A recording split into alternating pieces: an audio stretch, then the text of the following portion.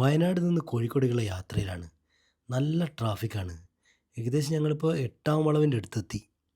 കാരണം എന്താന്ന് ഇതുവരെ ഒരു ഐഡിയയും കിട്ടിയിട്ടില്ല ട്ടോ.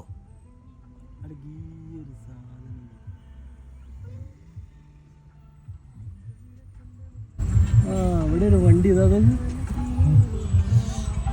ചുരത്തിൻ്റെ പോലെ വണ്ടി സ്റ്റക്കാണ് ബ്ലോക്ക് ആകാനുള്ള കാരണം. ഈ വലിയ ലോറി ഇവിടെ വന്ന് സ്റ്റക്കായി കിടക്കുന്നതാണ് ബ്ലോക്ക് ആകാനുള്ള ഏറ്റവും വലിയ കാരണം.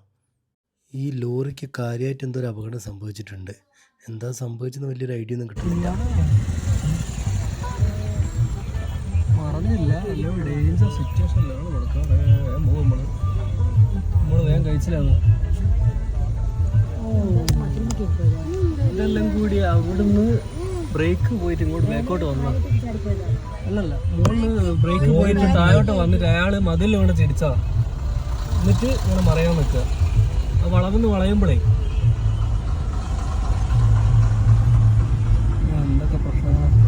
അപ്പോൾ അതാണ് ഈ ട്രാഫിക്കിനുള്ള മെയിൻ കാരണം. ഫ്രണ്ട് പറയുന്നത് ഇങ്ങനെയാണ് സംഭവിച്ചതാണ്.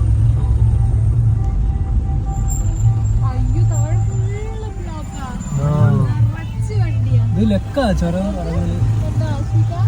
ബ്ലോക്കില്ലാണ്ട് പോകാൻ വെച്ചാൽ ലക്ക. ഒരുപാട് വണ്ടികൾ ഇങ്ങനെ വന്ന് കിടക്കുന്ന സ്റ്റക്കായി കിടക്കുന്നത് നമുക്ക് കാണാൻ പറ്റും.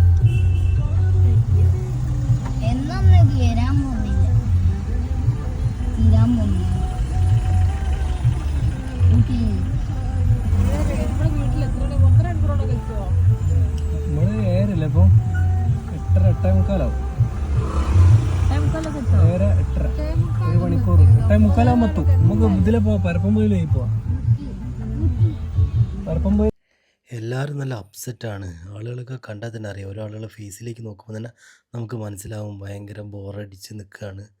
എങ്ങനെയെങ്കിലും ഒന്നും ഈ കുരുക്കിന്ന് രക്ഷപ്പെട്ടാൽ മതി എന്നുള്ളത് എല്ലാവരെയും ഫേസിലേക്കൊക്കെ നോക്കുമ്പോൾ ആ ഒരു ലോറിയിലൊരു ചേട്ടനെ ഒരു കുഞ്ഞിനെയൊക്കെ കളിപ്പിച്ച് അങ്ങനെ ഇരിക്കുകയാണ്. കാരണം വണ്ടി മുന്നോട്ടും ഇല്ല ബാക്കോട്ടും ഇല്ല എന്ന് പറഞ്ഞുകൊണ്ട് അങ്ങനെ നിൽക്കുകയാണല്ലോ, സ്റ്റക്കായി നിൽക്കുകയാണല്ലോ. അപ്പോൾ എല്ലാവരും ഇങ്ങനെ വളരെ ബോറടിച്ച് നിൽക്കുകയാണ്.